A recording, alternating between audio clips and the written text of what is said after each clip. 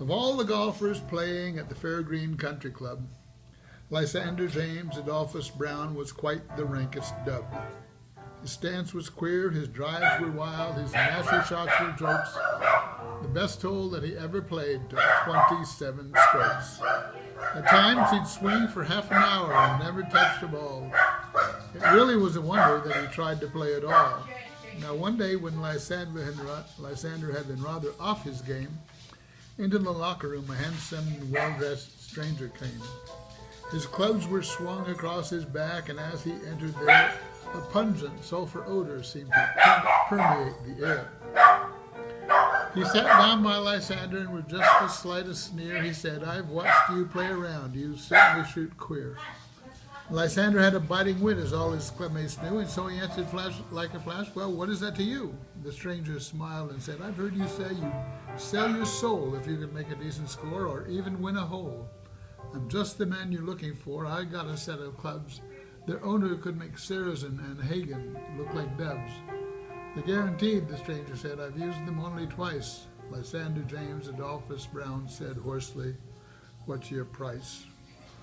The stranger's face grew stern, and from his coat he drew a scroll. "Just sign this, and the clubs are yours. The price I ask, your soul." "There's no mistake," Lysander cried, "and they'll improve my game. They're guaranteed," the stranger said. Lysander signed his name.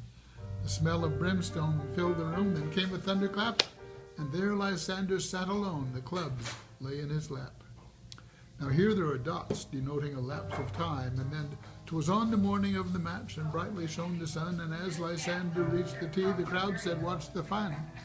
"You laugh too soon," Lysander cried. "I'll show you duffers up, for by tonight my name will be engraved upon the cup."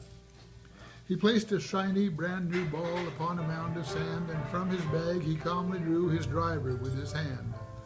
A laugh rose from the gallery, but it changed into a shout when with a graceful, easy swing he hit that ball a clout. It sped right down the fairway like a bullet from a gun. "It's in the cup," the gallery cried. "He's made the first in one." "Well, even duffers have their lucky shots," they said, perplexed. Lysander merely smiled and said, "Just watch me on the next." The second hole was mighty far, 600 yards or more, and 35 or 40 was Lysander's average score. Once more he drove with all his might. The ball sped toward the goal. It landed squarely on the green and trickled in the hole. Then Brown said to his caddy as his ball again he teed, "Just take this bag back to the club. My driver's all I need." The crowd no longer ridiculed Lysander's awkward stance. They followed him about the course like people in a trance until a mighty cheer arose upon the final green. Lysander nonchalantly smiled and said, "That makes me just 18. Once more the smallest sulphur seemed to permeate the air, and turning round, Lysander saw the stranger standing there.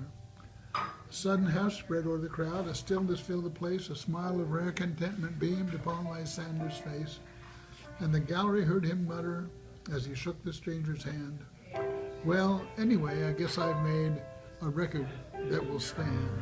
Thank you.